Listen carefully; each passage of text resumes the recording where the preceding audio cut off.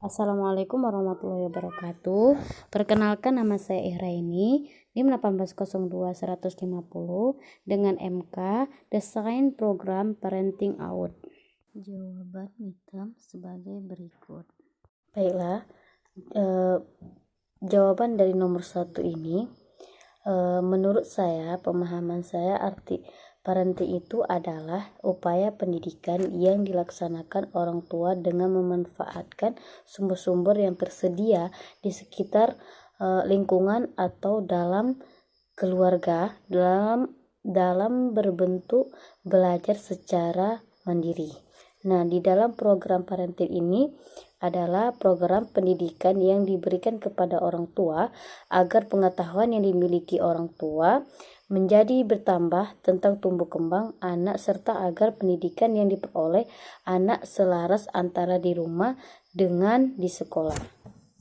Baik, pertanyaan yang kedua ini adalah jelaskan tipe-tipe orang tua dalam mengasuh anak yang Anda ketahui. Nah, yang saya ketahui di sini adalah ada 4 tipe.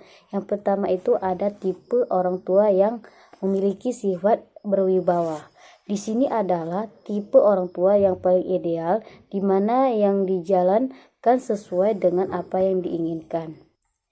Ciri-ciri tipe orang tua ini yaitu memiliki konsep diri yang sehat sehingga mampu membangun dan meminat konsep diri yang sehat dalam diri anak-anak mereka. Yang kedua itu mampu membangun kerjasama dengan anak mereka.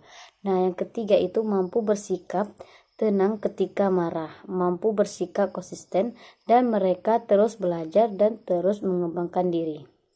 Nah, yang kedua ini ada tipe orang tua yang otoriter. Nah, tipe orang tua ini yaitu selalu menuntut agar anak selalu patuh dan menurut. Selain itu, orang tua juga menerapkan disiplin keras dan hukuman untuk mengendalikan perilaku si anak. Nah, yang ketiga ini ada tipe orang tua yang permisif, yaitu tipe orang tua lebih berbahaya bagi perkembangan anak dibandingkan tipe sebelumnya. Mereka hanya melakukan sesuatu tanpa tahu apa tujuan dan latar belakangnya si anak.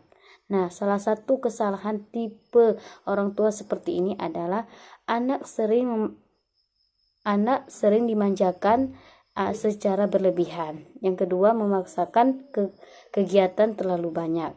Habis itu, yang ketiga, mengabaikan kondisi spiritual dan emosional anak. Nah, yang keempat ini ada tipe orang tua yang bersifat cuek. Orang tua yang bersifat cuek ini adalah orang-orang yang tidak menyadari sepenuhnya fungsinya sebagai orang tua dan tidak menganggap anak sebagai tanggung jawab. Tipe orang tua ini bahkan merasakan anak sebagai beban dalam kehidupannya.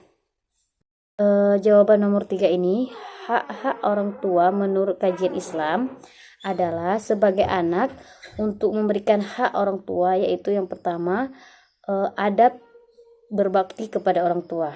Yang kedua itu ridho Allah, berada dalam keridhaan orang tua. Yang ketiga, berbuat baik kepada keduanya lebih diutamakan daripada jihad fisabilillah. Yang keempat itu mendoakan mereka setelah tiada dan memuliakan teman dekatnya. Yang kelima itu mendahulukan bakti kepada ibu terlebih dahulu, kemudian baru kepada bapak. Itulah salah satu hak-hak sebagai orang tua. Nah, ada juga hak orang tua ini kepada anak, yaitu seorang orang tua itu memelihara keluarganya dari api neraka, yaitu beribadah kepada Allah, membentuk akhlak mulia, habis itu membentuk anak agar kuat secara individu dan sosial dan fisik. Itu adalah salah satu tugas orang tua. Sedangkan tugas seorang anak terhadap hak orang tua yaitu berbakti kepada orang tua.